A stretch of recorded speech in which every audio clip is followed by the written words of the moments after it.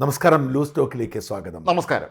CPM എന്ന party ഒരു വംശനാശം നിൽക്കുന്ന ലക്ഷണങ്ങളൊക്കെ കാട്ടുന്നുണ്ട്. രാജ്മോഹൻ, വംശനാശം വന്ന ജീവികളുടെ വർഗത്തിലേക്ക് ഇത് പെടും, ഉറപ്പാണ്. കാരണം ഇത് പഴയ CPM അല്ല, പുതിയ CPM. പണ്ടത്തെ കൊച്ചിയല്ലെന്ന് പറയില്ല, അതാണ്. ഇന്നാണ് ഏറ്റവും വലിയ ഒരു ഉദാഹരണ സംഭവം പറയാം. കരുനാഗപ്പള്ളിയിൽ നമ്മൾ കഴിഞ്ഞ ദിവസം കണ്ടാണ് അവിടുത്തെ പാർട്ടി പ്രവർത്തകർ അവിടുത്തെ ഈ നേതൃത്വത്തിനെതിരെ അതിശക്തമായ തോതിലുള്ള പ്രതിഷേധം നടത്തിയത്. ഇന്നിപ്പോൾ ഗോവിന്ദ മാഷ് അവിടെ എത്തി ഏരിയ കമ്മിറ്റി അങ്ങ് പിരിച്ചുവിട്ടിട്ട് ഇത് നടന്നതെന്ന് ശരിയല്ല, അഡ്ഹോക് കമ്മിറ്റിയെ നിയമിച്ചിട്ടുണ്ട്. സാധാരണഗതിയിൽ CPMന്റെ ചരിത്രത്തിൽ ഒരിക്കലും ഇങ്ങനെ ഒരു പ്രതിഷേധം വന്നാൽ പ്രതിഷേധം നടത്തുന്ന പിടിച്ച് പുറത്താക്കുകയല്ലാതെ യാതൊരു തരത്തിലുള്ള നടപടിയെടുക്കുന്ന പതിവ് അവിടെ ഉള്ളതല്ല. അപ്പോൾ ശരിക്കും പാർട്ടി കീഴടങ്ങിയിരിക്കുന്നു എന്ന് നമ്മൾ മനസ്സിലാക്കാൻ ഇവിടെ രണ്ട് കാര്യങ്ങൾ എനിക്ക് തർക്കിക്കേണ്ടി വരും. ഒന്നാമതിന് പഴയ പാർട്ടി അല്ല ഇപ്പോഴത്തെ പാർട്ടി എന്ന് പറയുമ്പോഴും ഈ പഴയ പാർട്ടി ഒരിടത്തും ഇല്ലല്ലോ. അതില്ല, അതുപോലെ പഴയ പാർട്ടി എന്ന് പറഞ്ഞ സാധനം കാലഹരണപ്പെട്ടു പോയി. അങ്ങനെയാണ് പുതിയ പാർട്ടി ഉണ്ടായത്. സത്യത്തിൽ നമ്മൾ ഈ ആദ്യം ചർച്ച ചെയ്യേണ്ടത് അത് തന്നെയാണ്. അതായത് പലപ്പോഴും പലരും പറയാനുള്ളൊരു കാര്യം ഈ CPM അതിൻ്റെ ആദർശങ്ങളിൽ നിന്നെല്ലാം വ്യതിചലിച്ചിട്ട് നശിച്ചു പോകുന്നുള്ളതാണ്. യഥാർത്ഥത്തിൽ ഈ CPMന്റെ ആദർശമെന്ന് പറയുന്നത് കമ്മ്യൂണിസമാണ്. ഇത് കാലഹരണപ്പെട്ടു പോയി, അത് പോയി. ഞാനിപ്പോഴും എൻ്റെ മുറിയിൽ മാർസിൻ്റെ പടം വെക്കുന്ന ആളാണ്. കാരണം മാർസിനോട് എനിക്ക് വലിയ ബഹുമാനമാണ്. കാരണം ഈ മുതലാളിത്തം എന്ന് പറയുന്ന ഒരു ചൂഷണ സമ്പ്രദായത്തെ ശരിയാക്കിയെടുത്ത ആളാണ് മാർസ്. മാർസ് ഈ മാർസിസം കൊണ്ടുവന്നില്ലായിരുന്നെങ്കിൽ, കമ്മ്യൂണിസം കൊണ്ടുവന്നില്ലായിരുന്നെങ്കിൽ തീർച്ചയായും മുതലാളിത്തം ലാഭമുണ്ടാക്കുക എന്ന ലക്ഷ്യത്തിൽ മാത്രം അധിഷ്ഠിതമാകുമായിരുന്നു. ഈ മാർസിനെ ഭയന്നാണ്, കമ്മ്യൂണിസ്റ്റുകാരെ ഭയന്നാണ് യൂറോപ്പിൽ ചൂഷണം നിർത്തുന്നത്. അപ്പോൾ അതുകൊണ്ട് മാനവകുലത്തിന് ചരിത്രമെടുത്ത് പരിശോധിച്ചാൽ മാർസിസത്തിനും മാർസിനും ഒക്കെ വലിയ പ്രസക്തി. നമ്മുടെ നാട്ടിൽ തൊഴിലാളി പ്രസ്ഥാനങ്ങൾ വളർന്നു വന്നതൊക്കെ അതിൻ്റെ ഒരു ബേസിൽ തന്നെ. നമ്മുടെ നാട്ടിൽ പോലും ഞാൻ എപ്പോഴും പറയേണ്ടത്, നമ്മുടെ നാട്ടിലെ ഈ ശ്രീനാരായണ ഗുരുവിൻ്റെ ഒക്കെ കാലത്ത് പോലും ഇവിടെ ജാതി ചിന്തയുണ്ട്. ഗുരുദേവൻ ഭയങ്കര ശക്തമായ രീതിയിലാണ് ഗുരുദേവൻ അതിനെ നേരിട്ടത്. ഇനി അതിനൊക്കെ മുമ്പോട്ട് പോയാൽ വിവേകാനന്ദ സ്വാമികളോട് വരുമ്പോൾ അത് കേരളം പ്രാന്താലയാണെന്ന് കേരളം പറഞ്ഞിട്ടില്ല, ബീഹാറിനെ കുറിച്ച് പറഞ്ഞിട്ടില്ല. അന്ന് കേരളം രൂപീകരിച്ചിട്ടില്ലെങ്കിൽ പോലും മൊത്തത്തിൽ കണ്ടെത്താൻ പറഞ്ഞ പ്രാന്താലയാണെന്ന് പറഞ്ഞു. അപ്പം എന്തായിരുന്നു അവസ്ഥ? ആ അവസ്ഥയിൽ നിന്നും കേരളം ഇത്രയും വളർന്നു വന്നതിന് തീർച്ചയായും ക്രൈസ്തവ മിഷണറിമാർക്കും ഗുരുദേവനും വലിയ റോളുണ്ട്. ഇത് രണ്ടും കഴിഞ്ഞാൽ പിന്നെ കമ്മ്യൂണിസ്റ്റുകാർ ഭരിച്ചതുകൊണ്ടാണ് ഇത്ര ശരിയായത്. അത് 57 മന്ത്രിസഭ എടുക്കാം. ഏറ്റവും മിടുക്കന്മാരും ഇത്രയും മിടുക്കന്മാരുടെ മന്ത്രിസഭ കേരളം ഇന്നോളം ഭരിച്ചിട്ടില്ല. EMS മുഖ്യമന്ത്രി, അച്യുതാനന്ദൻ ധനകാര്യമന്ത്രി, VR കൃഷ്ണയ്യർ നിയമമന്ത്രി, ജോസഫ് മുണ്ടശ്ശേരി വിദ്യാഭ്യാസ മന്ത്രി, മറ്റേ ഡോക്ടർ മേനോൻ അദ്ദേഹം ആരോഗ്യമന്ത്രി, അദ്ദേഹം ഡോക്ടറായിരുന്നല്ലോ, TV തോമസ്, ഗൗരിയമ്മ നോക്കാം, അന്തം വിട്ട പാർട്ടി സെക്രട്ടറിയായിട്ട് എം ഗോവിന്ദൻ നായർ. അതെ, ഇത്രയും വലിയൊരു ടീം എന്ന് പറയുമ്പോഴേ നമുക്ക് സങ്കല്പിക്കാൻ പോലും പറ്റില്ല അത്. പക്ഷേ ആ കമ്മ്യൂണിസം പോയി. സോവിയറ്റ് യൂണിയൻ്റെ തകർച്ചയോടുകൂടി ആ കമ്മ്യൂണിസത്തിൻ്റെ അകത്ത് പൊള്ള ലോകം തിരിച്ചറിയാൻ നഷ്ടപ്പെടുകയും ചെയ്തു.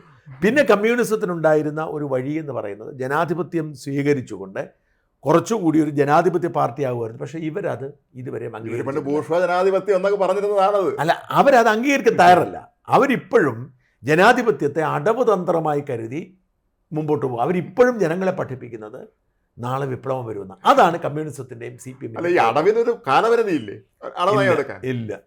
അടവ് എന്ന് പറഞ്ഞുകൊണ്ട് അവർ ചെയ്തത് മുതലാളിത്തത്തിൻ്റെ ഏറ്റവും പുഴുക്കുത്തായ സംഭവങ്ങൾ അതെല്ലാം സ്വീകരിച്ചു. ഈ ക്രോണി ക്യാപിറ്റലിസം എന്നൊക്കെ പറയുമ്പോൾ ഞാൻ പറഞ്ഞത് പിണറായി വരെ കൊണ്ടുവന്നപ്പോൾ നമ്മളിപ്പം കേരളത്തിൻ്റെ ഒരു പ്രത്യേകത, ഈ കമ്മ്യൂണിസം എല്ലായിടത്തും പോയി എന്ന് പറയുമ്പോഴും കേരളത്തിൽ അതങ്ങനെ പോകത്തില്ലായിരുന്നു. കാരണം നമ്മൾ ബംഗാളിലൊക്കെ എന്ന് പറഞ്ഞാൽ ഗുണ്ടകളുടെ ഒരു ബലത്തിലായിരുന്നു അവർ മുമ്പോട്ട് പോയിരുന്നത്. പിന്നെ ത്രിപുരയിൽ അവിടുത്തെ പ്രാദേശിക ഘടനവാദികളൊക്കെ കൂടെ ഉണ്ടായിരുന്നു. പക്ഷെ കേരളത്തിൽ ഇതിന് പുരോഗമന മുഖം ഉണ്ടായിരുന്നു. എഴുത്തുകാരെ, സാംസ്കാരിക നായകരെ, കലാകാരന്മാര്, ബുദ്ധിജീവികളെ. നമ്മൾ ഒരു ചിന്തിക്കുന്ന മനുഷ്യനാണെങ്കിൽ നമുക്ക് CPMനോടൊപ്പം നിൽക്കാതിരിക്കാൻ പറ്റുമായിരുന്നില്ല. KPSCയുടെ നാടകങ്ങള്, സാംബശിവന്റെ കഥ, അതൊക്കെ കഴിഞ്ഞ് അതൊക്കെ പോലും രാജ്യം നമ്മുടെ വിദ്യാഭ്യാസ കാലത്തേക്ക് വരുമ്പോൾ പോലും നമ്മൾ എന്താണ് നമ്മുടെ EMS നമ്പൂതിരിപ്പാടും EK നായനാരും ചടയം ഗോവിന്ദനും അത്ര ലളിത പി ഗോവിന്ദപിള്ള ഇവരൊക്കെയാണ് നമ്മൾ കാണുന്ന നേതാക്കൾ. അങ്ങനെയുള്ള മഹാന്മാര് എല്ലാ മനുഷ്യരുമുള്ള ആളുകളുടെ ഇടയിലേക്ക് വരുമ്പോൾ ഉണ്ടാകുന്ന അവർക്കൊരു പ്രസക്തിയും ആ വെളിയത്തോടു കൂടി CPI ആ കാലഘട്ടം അവസാനിച്ചു. CPI പിന്നെ ഭേദമാണ്. അതെ, CPI പിന്നെ ഭേദമാണ്. അപ്പോൾ ഈ പശ്ചാത്തലത്തിൽ കമ്മ്യൂണിസ്റ്റ് പാർട്ടി നിലനിൽക്കാത്തൊരു സാഹചര്യം ഉണ്ടായി. ഇതാണ് അവസ്ഥ. അപ്പോൾ പിണറായി വിജയനെ വാസ്തവത്തിൽ ഈ പ്രതിസന്ധി ഘട്ടത്തിൽ ഈ അടവുതന്ത്രം വഴി ഭരണം നിലനിർത്തിയ ഭരണാധികാരി എന്ന നിലയിൽ പാർട്ടി നന്ദി പറയേണ്ടതുണ്ട്. അത് സത്യം പറഞ്ഞാലേ ഈ പിണറായി എന്താണ് ചെയ്തത്? 2016 തെരഞ്ഞെടുപ്പിൽ പിണറായി എടുത്ത തന്ത്രം എന്ന് പറയുന്നത് ന്യൂനപക്ഷ വോട്ടുകൾ ഇല്ലെങ്കിൽ, കാരണം BJP 2014 കേന്ദ്രത്തിൽ അധികാരത്തിൽ വന്നു, മോദി ശക്തനാണെന്ന് തെളിയിക്കുകയും മോദി ശക്തനാണ് തെളിയിക്കുന്നത്. അവിടേക്ക് CPM നിന്നൊരു ഒഴുക്ക് ഉണ്ടാകുന്നത് തടഞ്ഞു നിർത്തിയത് വാസ്തവത്തിൽ പിണറായി തന്നെയാണ്.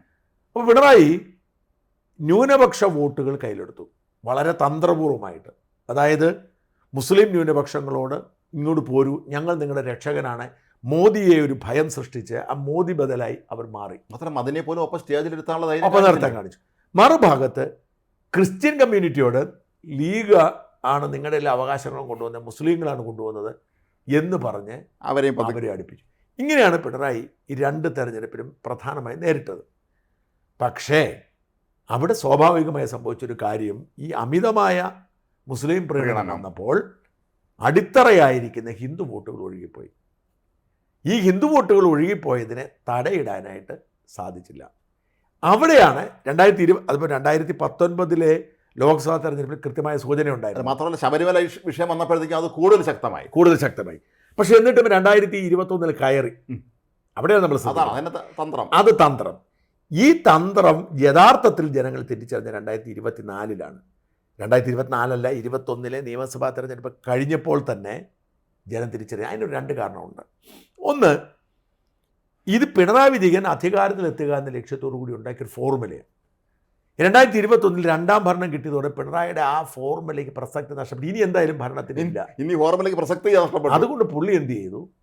2 കാര്യങ്ങൾ ചെയ്തു. അവിടെയാണ് വീഴ്ച പറ്റുന്നത്. 2 കാര്യങ്ങൾ ചെയ്തു. മന്ത്രിസഭയിലേക്ക് പാവകളെ മന്ത്രിമാരെ തിരഞ്ഞെടുത്തു. അതായത് പിണറായി പറഞ്ഞാൽ മാത്രം കേൾക്കുന്നവരെ മാത്രം മന്ത്രിമാരാക്കി. ആ പാർട്ടിയിലെ മുതിർന്ന നേതാക്കളെല്ലാം പുറത്തു. ജീവിതത്തിൽ ആദ്യമായി MLA ആയി എത്രയോ പേര് മന്ത്രിമാരായി. പണ്ടൊരിക്കലും കമ്മ്യൂണിസ്റ്റ് പ്രസ്ഥാനങ്ങൾ ഇങ്ങനെ ഒരു സംഭവമേ ഇല്ല. എക്സ്പീരിയൻസ്ഡ് ആയിട്ടുള്ള ആളെ മാത്രമേ മന്ത്രിയാക്കുള്ളൂ. അപ്പോൾ എന്ത് ചെയ്തു? അധികാരം പൂർണ്ണമായും പിണറായിയുടെ കാര്യം മരുമകൻ്റെ കയ്യിലെത്തി. ഇതോടുകൂടി പിന്നെ പുള്ളിയുടെ പ്രീണനമൊക്കെ വിട്ടു. പിന്നെ പുള്ളി കാശുണ്ടാക്കുന്ന കാര്യത്തിൽ മാത്രമായി ഇൻട്രസ്റ്റ്.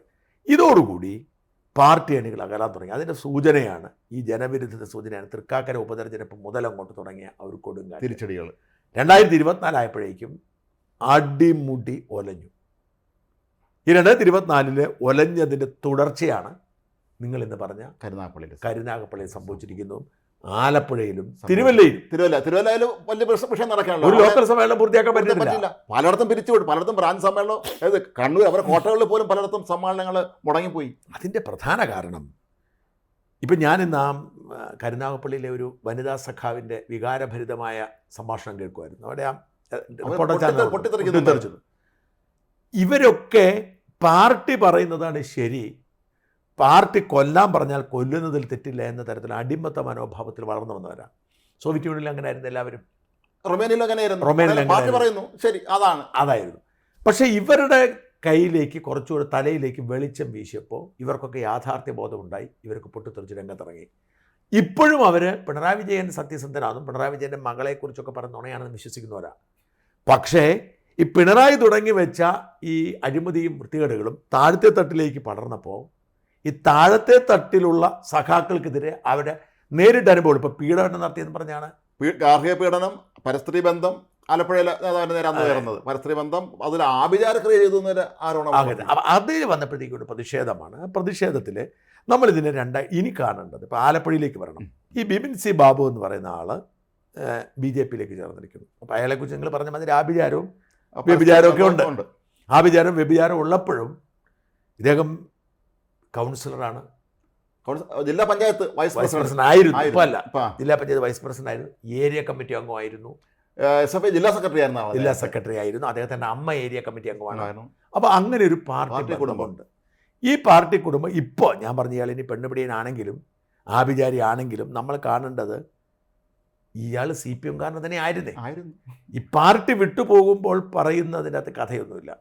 അത് തന്നെ ഗോവിന്ദ മാഷ് വന്ന് ബഹളം വെച്ചിട്ടാണ് അദ്ദേഹത്തെ അന്ന് നടപടിയെടുത്തെന്ന് പറയുന്നത്. അതുവരെ അദ്ദേഹത്തെ സംരക്ഷിച്ച് നിർത്തിയിരിക്കുകയായിരുന്നു. ഗോവിന്ദ മാഷ് നേരിട്ട് വന്ന് ജില്ലാ നേതൃത്വത്തോട് കർശന നിലപാടെടുത്തത് കൊണ്ട് മാത്രമാണ് അന്ന് നടപടിയെടുത്തത്. ഇവിടെ നമ്മൾ കാണുന്നത് ഷാനവാസ് മറ്റേ പേരുള്ള ഒരു സഖാവ് മറ്റേത് കടത്തിയത് ഉണ്ടായിരുന്നു. അപ്പം ഈ ആലപ്പുഴ മുതൽ കരുനാഗപ്പള്ളി വരെ, കായംകുളം കരുനാഗപ്പള്ളി വരെ നീണ്ട ഒരു വലിയ മാഫിയ എന്ത് പറയുന്ന ഒരു പാത്ത് വേ ഉണ്ട്. ഈ പറയുന്ന പാൻ മസാല അടക്കം ഈ പറയുന്ന ചെറുകിട കള്ളക്കടത്തിൻ്റെ ഒരു കേന്ദ്രമാണ്. തൊട്ട് കരിമണൽ വരെയുള്ള വലിയ സംഭവം, കരിമണൽ വരെയുണ്ട്.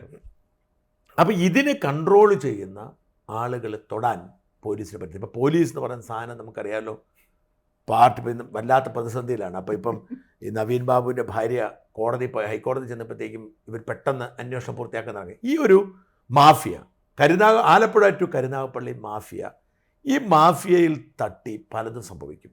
ഈ ആലപ്പുഴ പാർലമെന്റ് മണ്ഡലത്തിൽപ്പെട്ട സ്ഥലമാണ് കൊല്ലം ജില്ലയിൽപ്പെട്ട കരുനാഗപ്പള്ളി എന്നുള്ള മറ്റൊരു വിചിത്രമായ കാര്യം. അതൊക്കെ ഒരുപക്ഷെ ഇത്തരത്തിലുള്ള ഈ ഗ്രാൻഡ് ഡിസൈൻ്റെ ഒരു ഭാഗമാണ്.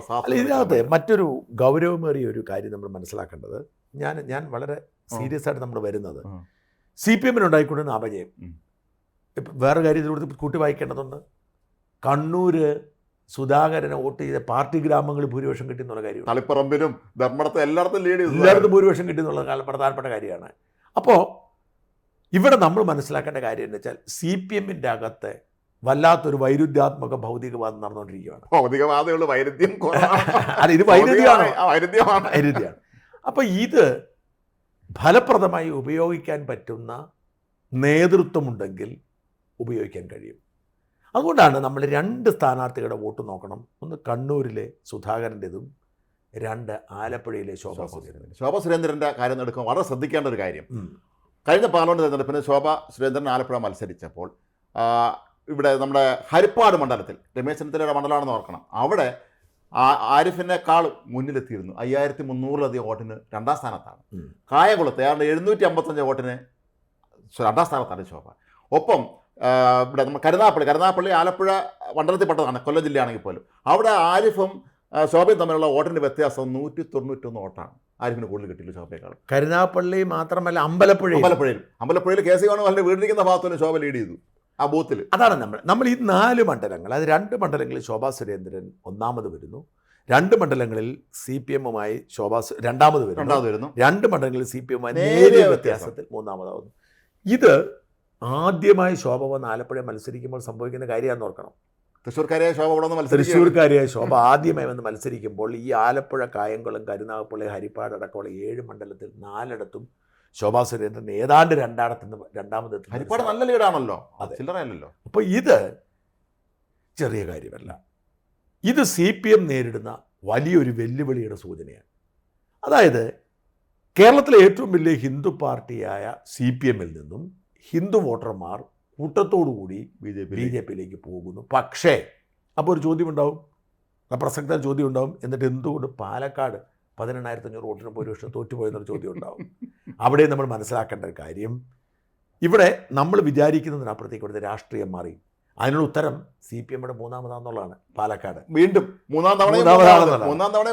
അപ്പോൾ ഇവിടെ നമ്മൾ മനസ്സിലാക്കേണ്ടത്, കൃത്യമായ ഒരു നേതൃത്വമുണ്ടെങ്കിൽ CPM-നെ ഇല്ലാതാക്കാൻ പറ്റുമെന്നുള്ളതാണ്. അത് പറ്റുന്നത് കോൺഗ്രസിനല്ല, BJP-ക്കാണ്. കോൺഗ്രസിനെ സംബന്ധിച്ചിടത്തോളം അവർക്ക് കിട്ടിക്കൊണ്ടിരിക്കുന്ന ഹിന്ദു വോട്ടുകൾ അവർക്ക് കിട്ടും. കാരണം ഹിന്ദു നേതാക്കൾ കോൺഗ്രസിൽ ഇഷ്ടം പോലെ ഉണ്ട്.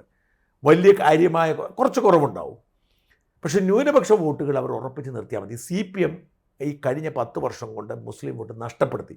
അവരെ മുഴുവൻ ചേർത്ത് പിടിച്ചിട്ട് കബളിപ്പിക്കാനത് ബോധ്യമായി. ഇനി ഒരൊറ്റ മുസ്ലിം വോട്ട് പോലും CPM-ന് കിട്ടത്തില്ല. ക്രിസ്ത്യൻ വോട്ടും ഒരു പരിധി വരെ കോൺഗ്രസ് വലിയ പ്രതിസന്ധിയാണ്.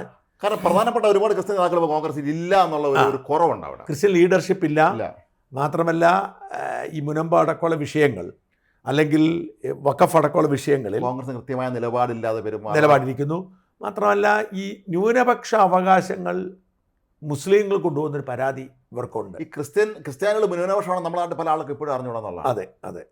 അല്ല, അതുകൊണ്ട് എന്നെ സംഭവിക്കുന്നത് വെച്ചാൽ ഈ മുസ്ലിം കമ്മ്യൂണിറ്റിയും ക്രിസ്ത്യൻ കമ്മ്യൂണിറ്റിയും തമ്മിൽ അകലം അതിശക്തമാണ്. ഇപ്പോൾ പ്രത്യേകിച്ച് ക്രിസ്ത്യൻ കമ്മ്യൂണിറ്റിയിൽ അവർക്ക് ഒരുപാട് കാരണങ്ങൾ, ഒന്ന് ഈ 80-20, പിന്നെ ഇവർ ലവ് ജിഹാദ്, ഇങ്ങനെ ഒരുപാട് വിഷയങ്ങൾ മുനമ്പത്തിലെത്തി നിൽക്കുന്ന അവസാനം വലിയ അകലമുണ്ട്. അപ്പം ഈ ഒരു വലിയ പ്രചരണം അവരെ എവിടെ കൊണ്ടെത്തിക്കും?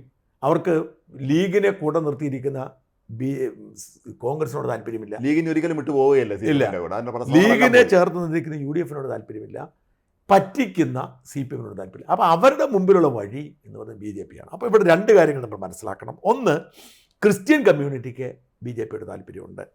2, CPM-നോട് ചേർന്ന് നിന്ന ഹിന്ദു കമ്മ്യൂണിറ്റിക്ക് BJPയുടെ താല്പര്യമുണ്ട്. പക്ഷേ ഇത് രണ്ടും ഉപയോഗിക്കാൻ അറിയില്ല, BJPക്ക് താല്പര്യമില്ല. ജയിക്കണമെന്നില്ലല്ലോ അവർക്ക്. അവിടെയാണ് പ്രശ്നം. ഞാൻ ഇവിടെ നമ്മൾ ശോഭാ സുരേന്ദ്രൻ CPM കോട്ടക്കോളയിൽ കടന്നു കയറിയത് കാണുമ്പോൾ ഒരൊറ്റ വ്യക്തി ഓർക്കണം, അവർ തെരഞ്ഞെടുപ്പ് ഏതാണ്ട് പ്രഖ്യാപിച്ചതിന് ശേഷം അവർക്ക് സീറ്റ് കിട്ടുന്നത്. അവർക്ക് അതിനു മുമ്പ് ആലപ്പുഴയിൽ ഒരു പരിചയവുമില്ല. പക്ഷെ അവർ ആ ഒരു ചെറിയ കാലയളവിൽ കടന്നു കയറി 28% അവർ വോട്ട് നേടുന്നത്. 28 സംതിങ് കയറിയവർ 3 ലക്ഷം വോട്ട് പിടിച്ചു. ഈ 3 ലക്ഷം എന്ന് പറയുന്നത് കുറച്ച് വോട്ട് എണ്ണിയില്ല. കാരണം ഈ ഗ്യാപ്പ് തർക്കം ഉണ്ടായി കഴിഞ്ഞപ്പോൾ പിന്നെ വോട്ട് വേണ്ടെന്ന് വെച്ചു. കാരണം ഒന്നാമതിരിക്കുന്നവർക്ക് പരാതി, രണ്ടാമതിരിക്കുന്നവർക്ക് പരാതിയില്ല, പിന്നെ മൂന്നാമതിരിക്കുന്ന പരാതി വേണ്ട കാര്യമില്ല. എനിക്കൊന്ന് 10,000-ഓളം വോട്ട് എണ്ണിയില്ല, തർക്കമുള്ള ബൂത്തിൽ എണ്ണിയില്ല. അപ്പം ഇത്രയും സാഹചര്യം കൊണ്ടാണ് ഇവർ കടന്നു കയറിയതിന് നൽകുന്ന സൂചന, നിങ്ങൾ ഞങ്ങൾക്ക് നല്ല സ്ഥാനാർത്ഥിയെ നൽകിയാൽ, ഞങ്ങൾക്ക് നല്ല നേതാക്കളെ നൽകിയാൽ ഞങ്ങൾ നിങ്ങൾക്ക് വോട്ട് ചെയ്യാം എന്നുള്ള പ്രഖ്യാപനമാണ്. ഈ സ്ഥിരം കണ്ടുപടുത്ത മുഖങ്ങളെ ഒഴിവാക്കി ദേശസാധ്യതയുള്ള സ്ഥാനാർത്ഥികളെ മുന്നിലെത്തിക്കുക. ഇത് ശോഭാ സുരേന്ദ്രൻ ഉണ്ടാക്കിയ ഒരു തരംഗമാണ്, ഒരു ശോഭ കൊടുങ്കാറ്റ് എന്നൊക്കെ വേണേൽ പറയുന്ന സാധനമാണ്. ഇത് നോക്കണം, അവർ 2016 പാലക്കാട് മത്സരിക്കുമ്പോൾ ഇത് തന്നെ അവർ ചെയ്ത് അടുത്ത ഇലക്ഷൻ അവർ 40,000 വോട്ട് അവിടെ നേടി അതിനെ A ക്ലാസ് മണ്ഡലമാക്കി. അതിന് 2019 ഏതാണ്ട് 1 ലക്ഷത്തെ താഴെ വോട്ടുണ്ടായിരുന്ന ആറ്റിങ്ങലിൽ അവർ 2.5 ലക്ഷം വോട്ടായിട്ട് ഉയർത്തി. അടുത്ത കിട്ടിയില്ല. ഇപ്പോഴീതാണ്ട് ആലപ്പുഴയിൽ 1.5 ലക്ഷം എന്ന് പറയുന്നത് പോലും അതിനു മുമ്പ് ഏതാണ്ട് 70,000 വോട്ടം കണ്ടേ ഉണ്ടായിരുന്നുള്ളൂ. അത് KS രാധാകൃഷ്ണൻ 2019 1.5 ആക്കിയത്, അതവർ 3 ആക്കി. ഇത് മാത്രമല്ല, ഇനി മറ്റൊരു കാര്യങ്ങൾ ആലോചിക്കണം. ഇവർ 2016 A ക്ലാസ് മണ്ഡലമാക്കിയ പാലക്കാടാണ് ശ്രീധരൻ ജയത്തിനടുത്തെത്തിയത്. ഇവർ 3 ലക്ഷം വോട്ട് പിടിച്ച ആറ്റിങ്ങലാണ് മുരളീധരൻ ഉയർത്തിയത്. 20,000 വോട്ട് നേരെ വ്യത്യാസമേ ഉള്ളൂ ഉയർത്തിയത്.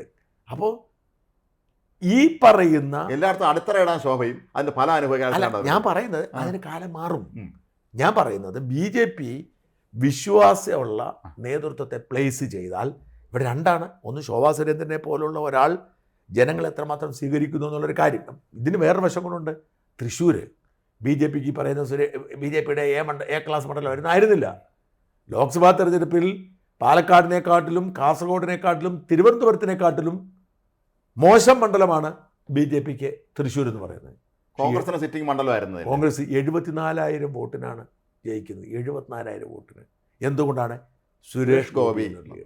അപ്പം BJP നേതൃത്വം നല്ല നേതാക്കളെ ഇറക്കി നല്ല നേതൃത്വത്തിൽ കൊടുത്താൽ CPM-ൻ്റെ കോട്ടക്കൊത്തളങ്ങളെല്ലാം പടപടാന്ന് മറിഞ്ഞു വീഴും. കറക്റ്റാണ്. ഇത് പക്ഷേ BJP നേതൃത്വത്തിന്. ശോഭാ സുരേന്ദ്രനെ സംബന്ധിച്ച് എനിക്ക് തോന്നിയിട്ടുള്ള അവർ വളരെ പ്ലസ് പോയിന്റായി കാണുന്നത് അവരെന്നും ജനപക്ഷത്ത് നിന്നൊരു നേതാവാണ്. ഈ BJPയുടെ പല നേതാക്കന്മാരെ ഇലക്ഷൻ കഴിഞ്ഞ ഒരിക്കലും കിട്ടില്ല, അവർ ആവശ്യത്തിന് മനുഷ്യൻ വിളിച്ചാൽ ഫോൺ എടുക്കില്ല. പക്ഷേ ശോഭാ സുരേന്ദ്രനെ സംബന്ധിച്ച് അവർ ആർക്കാണെങ്കിൽ ഒരു പൊതു ആവശ്യം വന്നു കഴിഞ്ഞാൽ അവിടെ അവർ രംഗത്തെത്തിയിരിക്കും. അത് വളരെ പ്രധാനപ്പെട്ട അവരുടെ വിശ്വാസ്യത. അതായത് അവരുടെ ഒരു ശബ്ദത്തിൻ്റെ, ഇപ്പം ഞാൻ ഇന്ന് അവരെക്കുറിച്ച് ഒരു കാര്യം രേഖ പരിശോധിച്ച് നോക്കിയപ്പോൾ കണ്ടത്, ഇവർ കുറേ കാലം മുമ്പ് ഈ മലബാറിൽ ഈ പറയുന്ന തൃശ്ശൂർ പോലുള്ള സ്ഥലങ്ങളൊക്കെ ഇവരെ CPM-നെ നേരിടാൻ ഒരു രക്ഷയില്ലായിരുന്നു പറഞ്ഞു. ഇവരുടെ പ്രസംഗങ്ങൾ നേരിടാൻ ഈ ശശിധരനെയൊക്കെ ഇറക്കിയാണ് അവർ പിടിച്ചെന്നുകൊണ്ടെന്ന് പറഞ്ഞു. അല്ലല്ല, ശശിധരൻ DYF അവരൊക്കെ മാത്രം. കാരണം ഇവരുടെ പ്രസംഗത്തിന് ഇവരുടെ ആരോപണങ്ങൾക്ക് മുമ്പിൽ അതായത് അന്ന് മുതൽ ഇവരെ, എനിക്ക് തോന്നുന്ന ഒരു 25 കൊല്ലം മുമ്പ് മുതലേ ഇവർ തീപ്പൊരിയാണ്. അപ്പോൾ ഇവർക്ക് പക്ഷേ ഒരു പ്രാധാന്യം അവർക്കും കൊടുത്തില്ല. ഇപ്പോൾ ഈ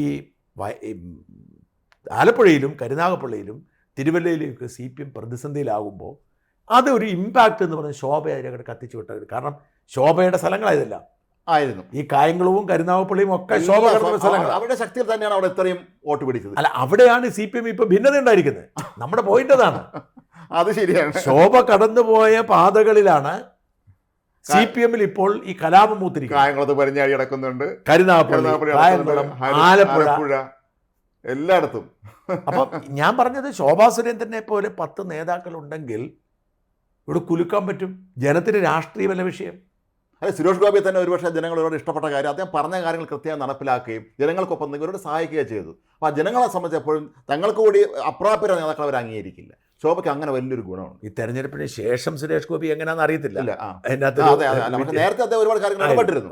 ആ ഇടപെടലുകൾ എപ്പോഴും ജനങ്ങളെ സംബന്ധിച്ച് അവർക്ക് വലിയ ആശ്വാസമാണ്. ഇയാളടുത്ത് നിന്ന് നമുക്ക് സമാനം കിട്ടുമല്ലോ. നമ്മൾ പലപ്പോഴും പറയാനുള്ള കാര്യമാണ്, കേരളത്തിലെ BJP നേതാക്കന്മാർ എത്ര പേര് ഫോൺ ചെയ്താൽ ഫോൺ എടുക്കും? ഭൂരിപക്ഷം പേര് ഫോൺ എടുക്കാത്തവരാണ്. അല്ല, അങ്ങനെ ഉണ്ടോ? ഒരുപാട് പേര് എനിക്കറിയാവുന്നവരുണ്ട്, അവർ പലപ്പോഴും ഫോൺ എടുക്കാറില്ല. ഇത് പലപ്പോഴും വ്യാപകമായി വരുന്നുണ്ട് പരാതി. പിന്നെ നമ്മൾ തന്നെ അറിയാവുന്ന പലയിടത്തും എടുക്കുന്നവരുണ്ട് കൃത്യമായിട്ട്. ഒരുപാട് പലരും സംബന്ധിച്ച് പല അത്തരം കാര്യങ്ങളെ കുറിച്ച് എനിക്കറിയത്തില്ല. കാരണം അങ്ങനെ തന്നെ BJP-ക്കാരെ ഫോൺ എടുക്കാതിരിക്കുന്നത് എനിക്കറിയത്തില്ല. അതൊക്കെ പറയാം, എൻ്റെ ഫോൺ എടുക്കില്ല. അപ്പോൾ അതാണ് പലരും പറയുന്നത്, നമ്മൾ അറിയാവുന്ന പലരും പറയുന്നത് അവരെ ഫോൺ ചെയ്താൽ പോലും പലരും ഫോൺ എടുക്കാറില്ല എന്ന് പറയും. ഇപ്പോൾ ജനങ്ങൾ ഇപ്പോൾ അവൻ്റെ ഒരു ആവശ്യം പറയാനായിരിക്കും ചിലപ്പോൾ വിളിക്കുന്നത്. എനിക്കറിയത്തില്ല, അത്തരം ഒരു ആരോപണം ഞാൻ കേട്ടിട്ടില്ല. അത്ര പറഞ്ഞില്ല. ഞാൻ ഫോൺ എടുക്കുന്നുണ്ടോ ഇല്ലയോ എന്ന് എനിക്ക് രണ്ടാമത് ഒരു വ്യക്തിയുടെ ഇതാണ് എൻ്റെ അഭിപ്രായത്തിൽ.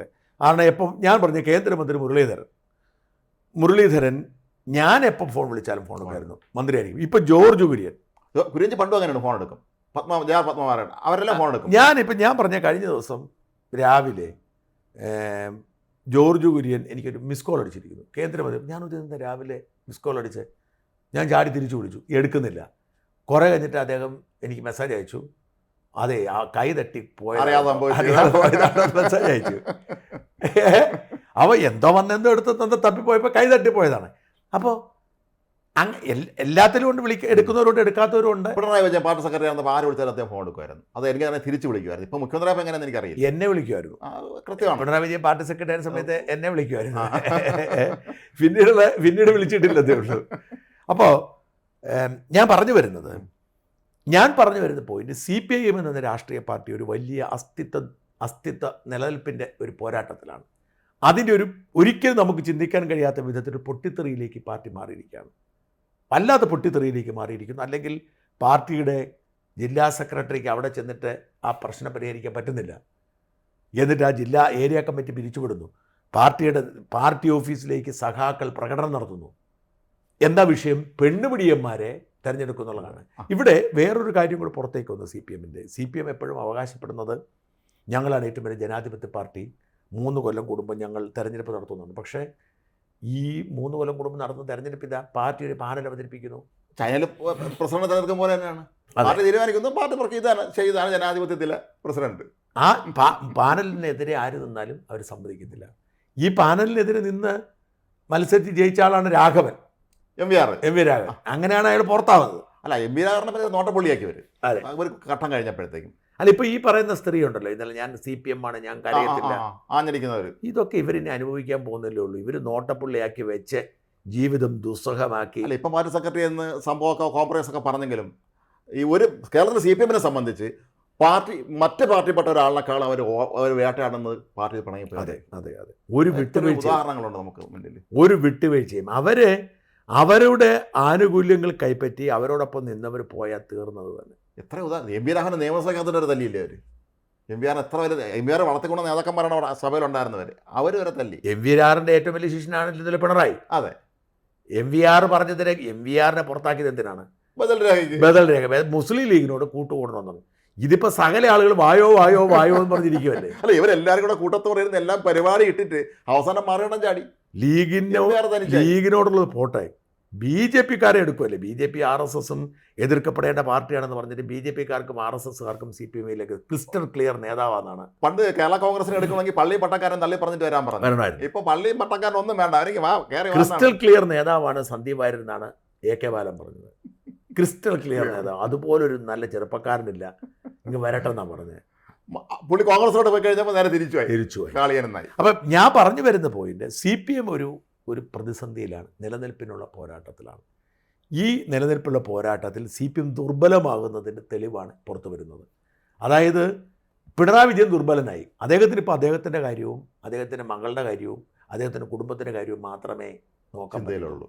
ആ കേസുകളും സാധനങ്ങളും എല്ലാം നോക്കിക്കഴിയുമ്പോൾ അദ്ദേഹം എങ്ങനെയെങ്കിലും ഇനി ശേഷിക്കുന്ന 1.5 കാലം ജയിലിലാവാതെ കേന്ദ്ര നേതൃത്വത്തെ BJP-യെ സുഖിപ്പിച്ച് നിൽക്കണം എന്നല്ലാതെ പ്രായോഗിക രാഷ്ട്രീയത്തിൻ്റെ അതിലേക്ക് എത്തിക്കഴിഞ്ഞു, തീർത്തും കഴിഞ്ഞിരിക്കുന്നു. അത് കഴിഞ്ഞ് പിന്നെ പാർട്ടിയെ നിലനിർത്തേണ്ട പാർട്ടി സെക്രട്ടറി സംഘടന അവരുടെ കൈ നിൽക്കുന്നില്ല. കാരണം ഈ മുകൾ തട്ടിലെ അഴിമതി താഴത്തെ തട്ടിലേക്ക് വരുന്നതോടുകൂടി ആളുകൾ വെളിയിൽ വരുന്നു.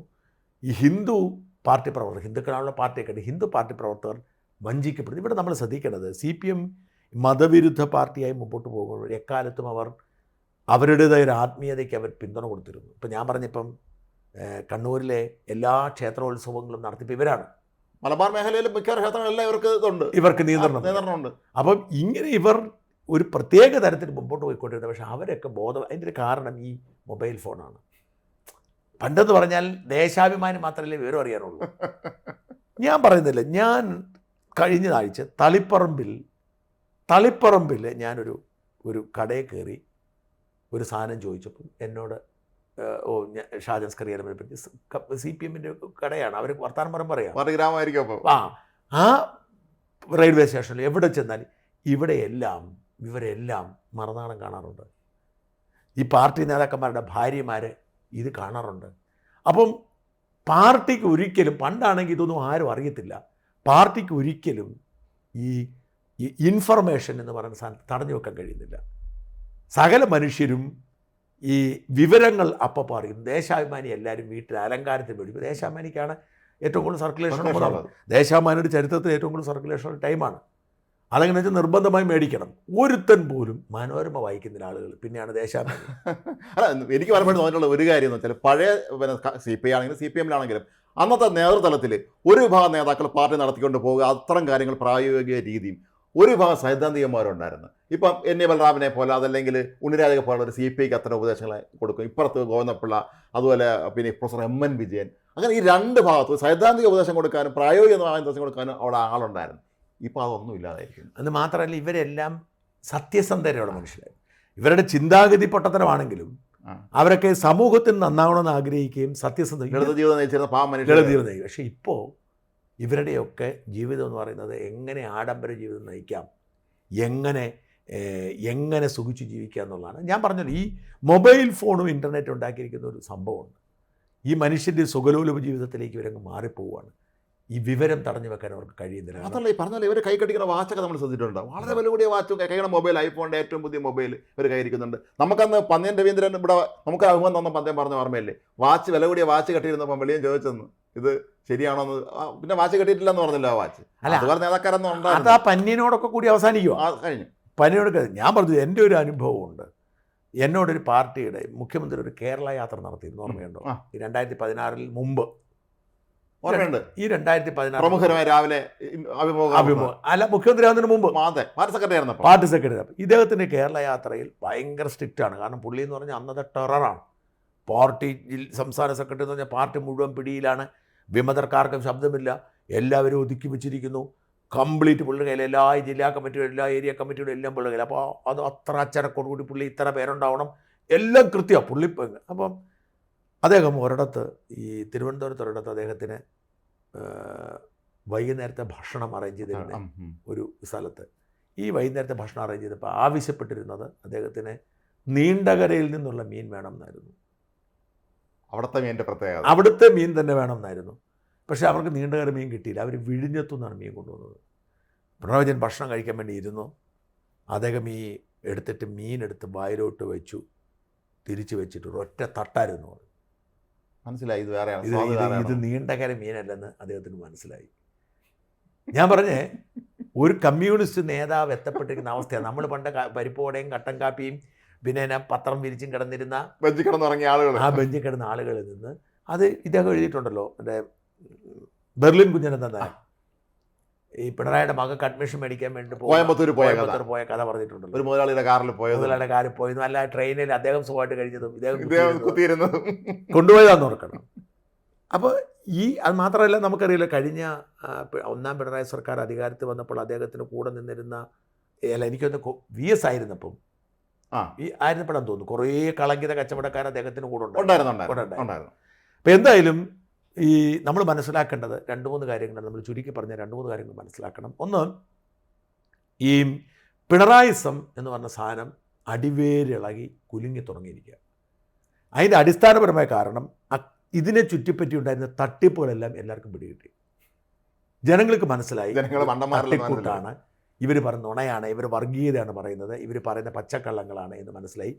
അടിസ്ഥാന വോട്ടർമാർ പതിയെ മാറുന്നു, അച്ചടക്കം പതിയെ നഷ്ടപ്പെടുന്നു. അങ്ങനെയാണ് ഞാൻ പറഞ്ഞ ആലപ്പുഴ പോലൊരു സ്ഥലത്തു നിന്ന് ഒരു സഖാവ് ബി ജെ പിയിലേക്ക് പോവുകയാണ്. ഏരിയ കമ്മിറ്റിയിലായിരുന്ന ആൾ കമ്മ്യൂണിസ്റ്റ് പ്രസ്ഥാനം കേരളത്തിൽ ബീജാഭാവം ചെയ്ത ജില്ലകളിലൊന്ന് അവിടുന്ന് പോവുകയാണ്. ഇത് ഇനി വരാൻ പോകുന്നത്, ഈ കൊടുങ്കാറ്റിൽ വരാൻ പോകുന്ന ഒരു കൃത്യവും ഒരു സംശയവും വേണ്ട, അടുത്ത നിയമസഭാ തെരഞ്ഞെടുപ്പിൽ CPM പൊട്ടിയാൽ, 8 നില പൊട്ടിയാൽ, നല്ല നേതൃത്വം ബി ജെ പിയിൽ ഉണ്ടായാൽ, ഇപ്പോൾ ശോഭാ സുരേന്ദ്രനെ പോലെ നല്ല നേതൃത്വം ബി ജെ പിയിൽ ഉണ്ടായാൽ അനേകം CPM നേതാക്കൾ ബി ജെ പിയിലേക്ക് പോകും. എന്തിനേറെ സുധാകരൻ്റെ അവസ്ഥ എന്താണ്? സുധാകരൻ്റെ അവസ്ഥ എന്താണ്? അതാണ് അവിടെ അദ്ദേഹത്തിൻ്റെ വീടിരിക്കുന്ന സ്ഥലത്താണ്. അവിടെയും പറവൂർ എന്നാണ് സ്ഥലത്തിൻ്റെ പേര്. അവിടെയാണ് ഏരിയ സമ്മേളനം നടക്കുന്നത്. ക്ഷണിച്ചിട്ടില്ല. ഇവരെ ഈ ഓന്നമാഷക്കൾ സീനിയറാണ് പാർട്ടിയിൽ. അഴിമതിക്കാരനല്ല. അല്ല, നേരെ വളരെ മൊത്തം പറയും. അഴിമതി നടത്താറില്ല. രാമായണം വായിക്കും. ഇത് രണ്ടും അയോഗ്യതയാണ്. ഈ രാമായണം വായിക്കുന്ന അഴിമതി നടത്താത്ത ഒരാളെ ഇപ്പോഴത്തെ CPM നിലനിർത്താൻ പറ്റുമോ? ഈ സുധാകരൻ ബി ജെ പിയിൽ പോയില്ലെങ്കിൽ അത്ഭുതപ്പെടേണ്ടതുള്ളൂ. സത്യം പറഞ്ഞാൽ സുധാകരൻ ചെയ്യേണ്ടത് ഈ കമ്മ്യൂണിസ്റ്റ് അപജയത്തിനോടുള്ള പ്രതിഷേധ സൂചകമായി BJPയുടെ മെമ്പർഷിപ്പ് എടുത്ത് നേതാവാകാനൊന്നും പോകണ്ട, BJPയുടെ അംഗത്വം BJPയുടെ അംഗത്വം എടുത്തിട്ട് പിന്തുണ പ്രഖ്യാപിക്കുകയും ചെയ്യണം. അത് വേറെ ഒന്നും ചെയ്യണ്ട. നേതാവാകാനും പോകണ്ട, ഒന്നിനും പോകണ്ട. ഇത് ഈ പാർട്ടി ഒരു കാര്യവുമില്ല. നമ്മുടെ ആയുസ്സിൽ തന്നെ ഒരു 10 വർഷം കൂടെ ആയുസ് നമുക്കുണ്ടെങ്കിൽ നമ്മുടെ ആയുസ്സിൽ തന്നെ CPM പൂർണ്ണമായും തകർന്നടിഞ്ഞ് അവിടെ BJP വരുന്നൊരു കാലം നമുക്ക് കാണേണ്ടി വരും. പക്ഷേ BJP ആരും കൂടെ മനസ്സിലാക്കണം. നല്ല നേതൃത്വം. നന്ദി.